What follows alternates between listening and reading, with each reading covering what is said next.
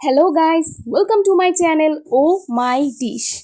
আজকে আপনাদের জন্য নিয়ে এসেছি মুখে পানি এসে যাওয়ার মতো বাঙালির ঐতিহ্যবাহী খাবার শুটকি ভর্তা। আমাদের চট্টগ্রামের মানুষের তো গরম ভাতের সাথে শুটকি ভর্তা হলে আর কিছু লাগেই না। তাহলে চলুন দেরি না করে দেখে নিই ঘরোয়া উপায়ে সহজ ও সুস্বাদু চিংড়ি শুটকির রেসিপি। প্রথমে আমি ফ্রাই প্যানে হাফ সরিষার তেল আর হাফ সয়াবিন তেল দিয়ে দিলাম গরম হওয়ার জন্য।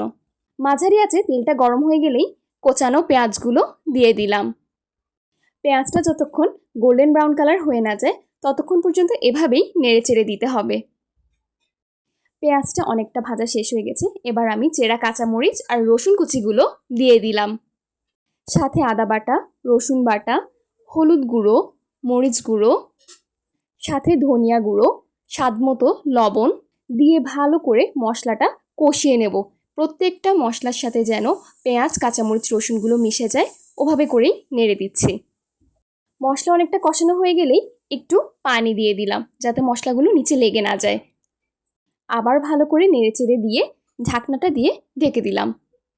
এর কিছুক্ষণ পর ঢাকনা খুলে দেখি মশলার উপর তেল উঠে এসেছে, তাই আমি আবার ভালো করে নেড়ে দিলাম। আর এর মাঝে আমি চিংড়ি শুটকিগুলোকে ধুয়ে ব্লেন্ড করে নিয়েছিলাম, সেগুলোকে দিয়ে দিলাম। ব্লেন্ড করা চিংড়ি শুটকিগুলো প্রত্যেকটা মশলার সাথে ভালো করে যাতে মিশে যায় সেভাবে করেই নেড়ে দিয়েছি। এবার আমি কিছু গ্রেট করে রেখেছিলাম আলু, সেগুলোও দিয়ে দিলাম। আপনারা হয়তো অনেকে আলুটা মিক্সড করেন না চিংড়ি শুটকি ভর্তায়, কিন্তু চিংড়ি শুটকি ভর্তায় যদি একটু আলু মিক্স করা হয় তাতে চিংড়ি শুটকির তেতো ভাবটা চলে যায়, আর তাতে শুটকি ভর্তার স্বাদটা আরও দ্বিগুণ বেড়ে যায়। এরপর আমি ঢাকনা খুলে আবার ভালো করে নেড়ে দেব। যতক্ষণ পর্যন্ত পানি শুকাবে না ততক্ষণ পর্যন্ত এইভাবে নেড়ে দিতে হবে কিছুক্ষণ পর পর। এরপর আবার ঢাকনা দিয়ে দিলাম। আবার 5 মিনিট পর ঢাকনা খুলে দেখি খুব সুন্দর স্মেল আসছে। আবার একটু নেড়েচেড়ে উল্টে দিলাম, তারপর ঢাকনা দিয়ে ঢেকে দিলাম।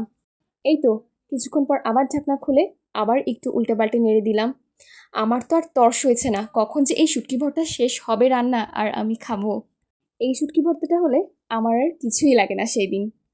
এই তো নাড়তে নাড়তে শুটকি ভর্তা প্রায় 80% হয়ে গেছে।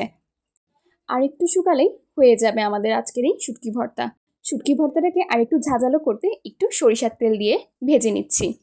এই সরিষার তেলটা দেওয়ার কারণে শুটকি ভর্তাটা যেরকম একটি ঝাঁঝালো ফ্লেভার আসবে আর উপরে একটা চকচকে গ্লেজও এসে গেছে, দেখতেই পাচ্ছেন। আর এবার নামিয়ে নেব।